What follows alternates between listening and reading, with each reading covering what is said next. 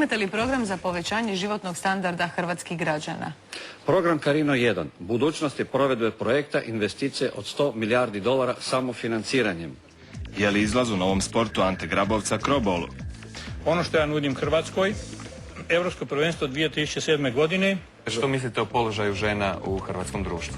Luka, resti par riječi, ali budi kratak. Od kad su one obukle gaće, duge gaće, normalno, od tad one nisu više žene kao šta su bile. Kako po njemačkom modelu reformirati zdravstvo? Kada vam liječnik opće prakse dolazi u posjetu kući zbog neke angine i povišene temperature i onda vam donese jednu kapsulu. Kako legalizacijom prostitucije vratiti dug umirovljenicima? Znači, pomognimo umirovljenicima preko prostitucije. To nije uopće ništa loše. I tako se to radi sad po parkovima i bolesti se šire. U znak protesta ja ću napustiti ovu emisiju sada i ne želim sudjelovati u farsi koju je Ivica Račan napravio od ovih izbora. Ja ću napustiti ovu emisiju sa svim poštovanjem prema hrvatskoj javnosti, gledateljima i biračima.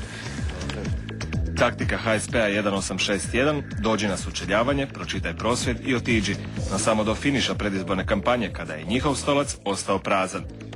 Ipak, prema ocjenama mnogih, predizborne emisije najbolji su show program, jer osebujnosti kandidata nije bilo kraja. Koliko imate nešto za dodati? Pa čujte, meni je drago da se ranije završio, ako može jedna moja glazbena želja. Sve mi ovo ni na šta ne sliči, suzama me opija i posljednji vlak će mi otići, Dalmacija, Kalifornija. Vrak ne dođe pote od El Ponte, kako može reći netko slovo jednako bobetko? Tko to miješa hotimice, uzroke i posljedice?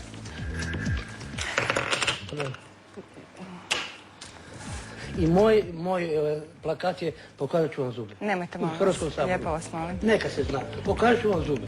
Ja ću sad tu iznenaditi kolega, sve zajedno. Ja danas podnosim ostavku na sve političke funkcije u stranci, jer više ne vjerujem u mirno rješenje hrvatskog puta u budućnost. Nema nama budućnosti sve svijetle, bez reda, rada, lopate i metle, sretni ljudi ni Hrvatske čiste, bez trećeg puta i Bebićeve liste. Ja neću napustiti ovu, nego ću uzeti svojih 40 sekundi koje mi je Hrvatski sabor dao.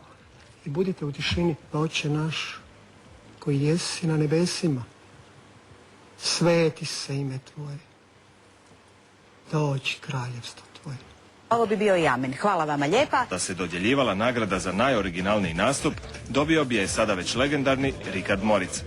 Ljubimo te, lijepa naša, Nado, bljeskom i olujam stvorena, Nado, lijepe, zlatne i slatke slobode, Nado, pravde, pravde, pravde za sve. Domovino, pravde, pravde, pravde za sve. Priču je do apsurda doveo Vladimir Bebić. Na općenita pitanja predstavnici njegove liste dali su upravo takve odgovore. I to uz dojmljivu prezentaciju. Pitanje je kako inače treba, koliko treba ulagati u znanost i obrazovanje. Naš je odgovor da treba puno ulagati. Puno. Sabor je donio takvu odluku koja ponižava sve nas. A sad Vladimir Bebić i naš četvoro iz trećeg hrvatskog bloka, znači Irena i Cukrov i Ivana, mi sad želimo odgovoriti da ponizimo odluku Hrvatskog sabora.